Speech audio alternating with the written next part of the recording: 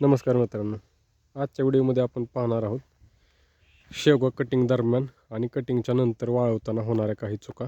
ज्या चुका जर आपण टाळल्या तर होणारं नुकसान आपण कमी करू शकतो किंवा नुकसानच होणार नाही याची काळजी घेऊ शकतो. पहिलं म्हणजे पावसाचा हवामानाचा अंदाज घेऊन कटिंगला सुरुवात करणे.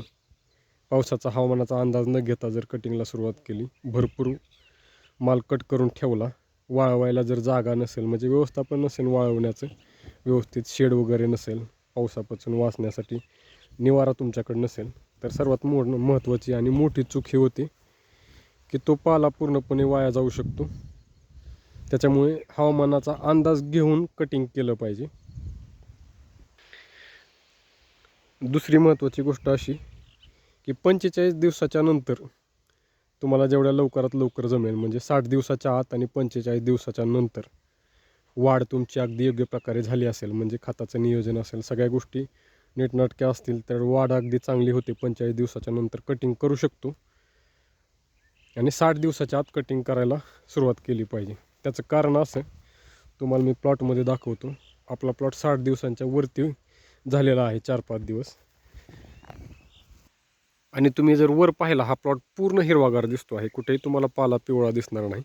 पण खाली जर पाहायला गेलात तर खालचा भाग पिवळा व्हायला सुरुवात झालेली आहे. हे अशा प्रकारे पानं पिवळी होऊन गळून पडतात. हे अशी पानं गळून पडतात, हे खाली दिसेल तुम्हाला. म्हणजे 60 दिवसांच्या वरती जायला लागला तर खालून भाग वरती पिवळा होत चालतो असा. आता हे 2 देठ पिवळे झालेले आहेत. आता याच्यानंतर याच्यातली पानं तुम्हाला दिसेल, हे पहा थोडीफार पिवळी आहेत, ही पिवळी होतील. त्याच्यानंतर वरचा हा देठ पिवळा होईल. वरती वाढ होत राहते पण खालून पिवळं व्हायला चालू होतं. त्याच्यामुळं हे नुकसान टाळण्यासाठी 45 ते 60 दिवसाच्या आत कटिंग करायला हवं.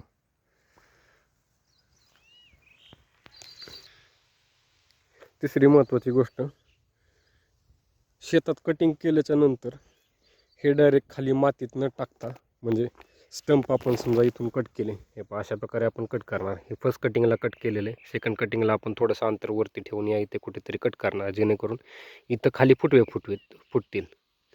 पण इथून कट केल्याच्या नंतर हा स्टंप डायरेक्ट जमिनीवरती न टाकता ताडपत्री किंवा कागद जे काही असेल ते अंथरून त्याच्यावरती टाकला तर योग्य राहतं.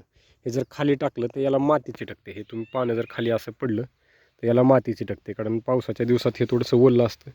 माती ओल्ली, हे पहा अशा प्रकारे माती ओल्ली असते. आणि ह्या पानाला आता तुम्ही हे पहा अशी पानाला माती चिटकली.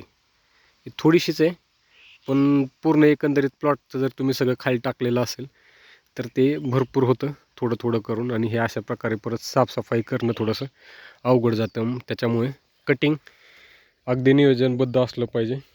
जेवढं झेपेल तेवढंच कटिंग करणं महत्त्वाचं. म्हणजे एका दिवशी पूर्ण 1 एकर कट करायचा असंही नको.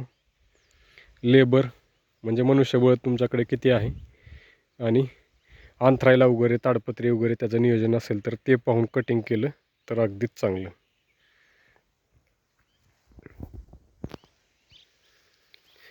आणि पावसाच्या दिवसात पाला धुवायची जास्त काही गरज पडत नाही, म्हणजे पूर्ण साफ असतं पाला. आता तुम्ही जर हे पाहिलं तर अगदी साफ आहे. याच्यावरती कसली धूळ नाही, कसले कीटक नाहीत. त्याच्यामुळे धुणं जास्त गरजेचं आहे असं म्हणता येणार नाही पावसाच्या दिवसात. पण जेव्हा केव्हा पाऊस नसेल, म्हणजे उन्हाळा हिवाळा, त्या ऋतूमध्ये पाल्यांवरती धूळ बसते, त्यावेळेस ते पाला धुवून वाळवणं गरजेचं आहे. पण पावसाच्या दिवसात हे काही जास्त महत्त्वाचं वाटतं असं मला वाटत नाही. त्याच्यामुळे न धुता पाला वाळायला घातला तरी चालते. पण वाळायला घालताना दुसरी आणखी महत्त्वाची गोष्ट लक्षात घ्यायची अशी आहे की ते जाडसर थर नसायला हवा.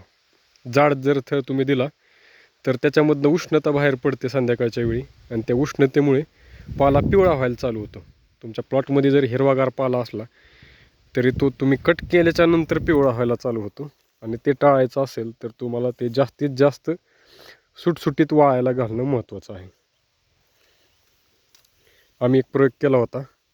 कटिंग केल्याच्या नंतर, मेन स्टंप कट केल्याच्या नंतर हा जो भाग आहे हा हा असे इथून मोडून हे सगळं असं एक बंच बांधून तो तारावरती वाळायला घातला. पण बंच बांधल्यानंतर मूठ जिथं बांधलेली आहे तिथून अर्ध्या भागापर्यंत, आता समजा इथं मूठ बांधली तर इथून इथपर्यंतचा जो भाग आहे, आता याच्यामध्ये 10 ते 20 काड्या पकडल्या होत्या किंवा त्यापेक्षा जास्तही काड्या असतील. मग हा जो भाग आहे तो एक थोडासा काय म्हणतात दाट झाला.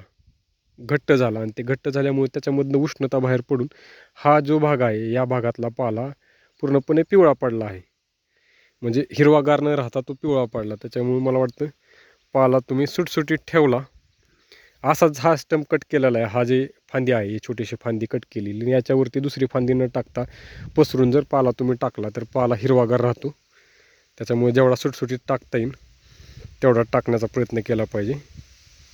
म्हणून जेवढा कमीत कमी कट करता येईल, म्हणजे थोडा तुमची जेवढी जागा आहे, जेवढी क्षमता आहे, म्हणजे वाळवण्याची तुमची जागा, ताडपत्री वगैरे हे जे जे नियोजन आहे त्या नियोजनाच्या हिशोबानं तुम्ही जर पाला कट केला थोडा थोडा आणि वाळाय घातला, जरी पावसाचे दिवस असले तुमच्याकडे ड्रायर नसला तरी वाळवू शकतो.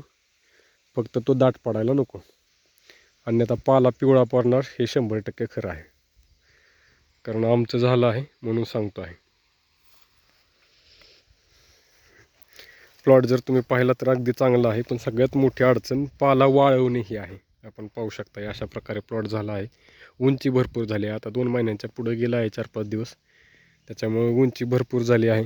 तुम्ही खाली जर स्टंप पाहिले तर साईज तुम्ही पाहू शकता, अगदी चांगली साईज. म्हणजे हे पहा अशा प्रकारे. आता तुम्हाला मी माझा हात ठेवून दाखवतो, म्हणजे तुमच्या लक्षात येईल, हाताच्या हिशोबाने एक अंदाज येईल तुम्हाला की हा स्टंप किती मोठा झाला आहे. ही फर्स्ट कटिंग आपण इथं केलेलं आहे आणि याच्यानंतर आता याला 3 फुटवे आहेत, चांगले 4 फुटवे आहेत, पण हा हिशोबात न धरता 1 2 3 हा फुटवा आता इथं दुसऱ्या कटिंगला कट केल्याच्या नंतर याला पण चांगले फुटवे फुटतील. हा वायाला जाईल, हा वाळून जाईल. पण हे 3 अगदी चांगला जीव आहे याच्यामध्ये आणि याला चांगले फुटवे नंतर फुटतील. 2 ते 3 अगदी चांगले याला राहू शकतात. याला 3 याला 3 याला 3 असे. आता 3चे 9 होऊ शकतात नेक्स्ट कटिंगला. आणि 9चं किती, त्या हिशोबानं किती उत्पादन निघू शकतं याचा तुम्ही विचार करू शकता. आता हे पहा, म्हणजे खोड चांगलं झालेलं आहे. त्याच्यामुळं आधी जर तुम्ही पाहिलं ही फक्त पाल्याची फांदी होती. इथं प्रत्येक स्टंपला पाल्याची फांदी होती. आता इथं फांद्या फुटायला सुरुवात झाली आहे. हे पहा अशा प्रकारे. आणि तुम्हाला मी आधीच्या व्हिडिओमध्ये सांगितलं 60 दिवसाच्या नंतर फुलं धरायला सुरुवात होते शेंगा, म्हणजे शेवग्याच्या झाडाला. आता तुम्हाला इथं व्हिडिओमध्ये दिसेल. हे पहा, हा जो स्टंप आहे याची उंची भरपूर झालेली आहे आणि या उंचीच्या नंतर तुम्हाला प्रत्येक पाल्याची फांदी त्याच्यामधून परत एक जाडसर फांदी निघताना दिसते आहे. हे पहा, ही पाल्याची फांदी आहे फक्त पाला, आणि इथं ही प्रॉपर शेवग्याच्या झाडाची फांदी फुटत आहे. ही एक आहे, इथं एक आहे चांगला जीव असणारी, इथं एक आहे, इथं एक आहे, इथं एक आहे. वरती आहेत पण त्या कोवळ्या आहेत, इथं पण आहे. म्हणजे 7 ते 8 फांद्या फुटलेल्या आहेत. आणि तुम्ही त्या फांदीला जर पाहिलं तर इथं पुढं तुम्हाला बहर लागताना दिसत आहे. हे पहा अशा प्रकारचे. आता हे कळ्या आलेल्या आहेत आणि याला फुलं लागतील. या अशा प्रकारे शेंगा धरायच्या असतील तर चांगली गोष्ट आहे, पण आपल्याला जर पाल्याचाच मुख्य उद्देश असेल तर 60 दिवसाच्या आत कटिंग करणं अगदी महत्त्वाचं आहे. खालून पाला पिवळा न होता वरती फुलं न धरता कटिंग केलं तर अगदी चांगली गोष्ट. या अशा प्रकारे आता ही कळ्या धरायला सुरुवात झाली आहे सगळीकडे. या ज्या फांद्या आहेत या फांद्याला सगळीकडे कळ्या चालू झाल्या आहेत. या पहा अशा प्रकारच्या कळ्या आहेत. एकालाच नाही, जिथं जिथं झाडांचं चांगली वाढ आहे आणि ज्या झाडाला फांदी फुटली आहे त्या फांदीला कळी धरायला सुरुवात झाली आहे 60 दिवसाच्या नंतर. तुम्हाला आणखी दाखवतो उदाहरणास्तव. याला फक्त ही पानाची फांदी आहे, त्याच्यामुळे याला कळीचा काही विषय नाही. जिथं फांदी प्रॉपर झाडाला फांदी फुटायला सुरुवात झाली आहे तिथं कळी आहे. फांदी आणि कळी दाखवतो तुम्हाला आणखी कुठल्या झाडाला ज्यांच्या मोठ्या फांद्या झालेल्या आहेत त्यांना कळ्या लागायला सुरुवात झालेली. कशा प्रकारे कळ्या लागल्या त्या झाडाला तर दाखवलंच तुम्हाला, पण आणखी दाखवतो. जिथं दाटी नाही आहे तिथं जास्त फांदी फुटली आहे. पाल्याची फांदी सोडून फांद्या फुटायला सुरुवात झालेली आहे आणि त्या फांद्यांना कळ्या लागल्या आहेत.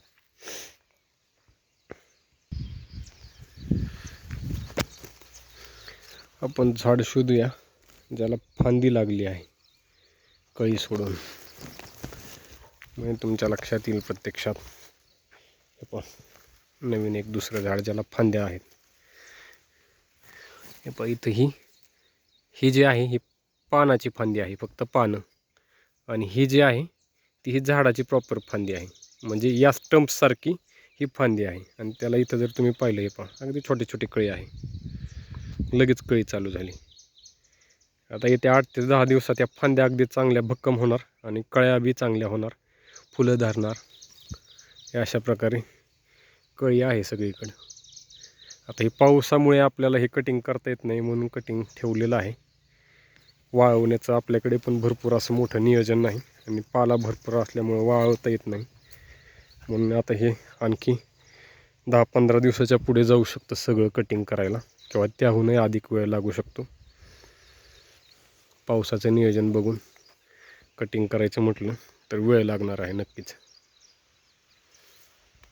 त्याच्यामुळं पाल्याचं उत्पादन घेणार असाल शेतकरी सर्व म्हणजे, तर सर्वांनी या गोष्टीकडे काळजीपूर्वक लक्ष दिलं पाहिजे, जेणेकरून नुकसानापासून वाचू शकतो. हे पाहता आमच्या प्लॉटमध्ये 60 दिवस झाले आहेत, त्याच्यामुळे खालचा भाग तुम्हाला असा पिवळा पाला झालेला दिसेल. भरपूर नाही आहे, पण तरीही हे नुकसान वाचवायचं असेल तर अगदी वेळेत तुम्ही कटिंग चालू केलं तर चांगली गोष्ट आहे. नैसर्गिक आपत्ती, पाऊस आपत्ती म्हणता यायचं नाही पावसाला,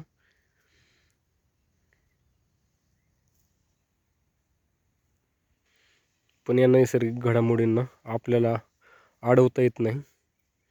त्याच्यामुळे व्यवस्थित नियोजन करून वातावरणाचा अंदाज घेऊन जर तुम्ही कटिंग केलं तर या नुकसानापासून वाचू शकतो. फुलंही वरती धरली जाणार नाहीत. फुलं धरायला चालू झाली की वाढ खुंटते.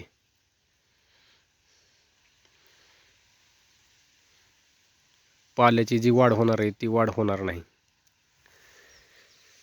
म्हणजे सॅच्युरेट होतं असं म्हणतो आपण, तो प्रकार होणार. कळी लागली, फुलं लागली म्हणजे पुढचं वाढ थांबते. तुम्हाला आणखी दाखवतो पाला आपला कसा गळला आहे, पिवळा झाला आहे. हे पाहिजे अशा प्रकारे पानगळ व्हायला चालू झाली आहे. आता ही तुम्हाला तोडून दाखवतो. अशा प्रकारे खालच्या फांद्या पिवळ्या पडत चाललेल्या आहेत. असा भरपूर भाग पिवळा होतो दमादमान. जास्त काही वजनाला जरी फरक पडणार नसेल असं वाटलं तरी थोडं थोडं नुकसान आहेच, ते नाही म्हणून चालणार नाही. त्याच्यामुळे या गोष्टीकडे लक्ष दिलं तर नुकसानापासून वाचू शकतो.